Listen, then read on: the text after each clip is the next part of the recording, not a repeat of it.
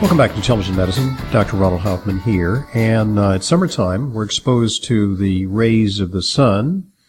And many of us are light-skinned and are prone to sunburn. And I got to say, much less in the way of sunburn that I've experienced since I've been taking a wide range of antioxidants. I take vitamin E and EGCG and curcumin. And although I make sure that I get relatively gradual sun exposure and build a base tan, I can't remember the last time that I had a bad sunburn on this regimen. But we've been long talking about sunscreens.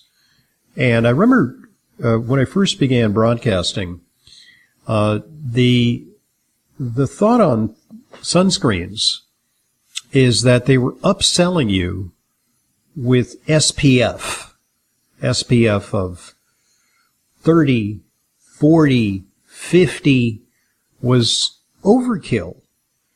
SPF stands for Sun Protective Factor, and the idea is that an SPF of 50 increases the time that it takes for you to get a sunburn by a factor of 50.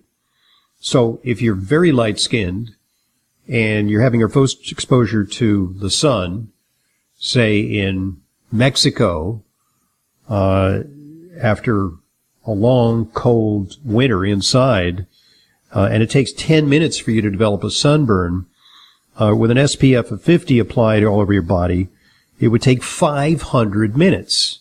That's a lot of hours of sun exposure. So virtually complete protection against sunburn. Another way of translating that is if it took you a half an hour to get a sunburn, a half an hour of exposure to direct sunlight at noon in an equatorial area, if it took a half hour with SPF of 50, it would take 25 hours of exposure to get a sunburn. So the thought then was, it's a jip. You're unnecessarily applying an expensive sunscreen, which offers too much protection. But there's some new think on that. Sunscreen users receive less than half the sun protection they think, study finds. In fact, the study revealed that people only receive about 40% of the SPF designation. So turns out that an SPF of 50 is actually an SPF of 20. And if you're using an SPF of 10, that ain't good, because you're really getting an SPF of 4. Researchers from King's College in London have assessed just how much sun protection people actually receive based on typical use. And typical use means how people in the real world use it. They don't use enough, they sweat, they don't apply it frequently enough under ideal conditions, as was in the testing laboratory, and they go in and out of the water. And so it turns out that given that most people don't use sunscreens as tested by manufacturers, it's better for people to use here's the reversal, they're doing a 180, it's better for people to use a much higher SPF than they think is necessary.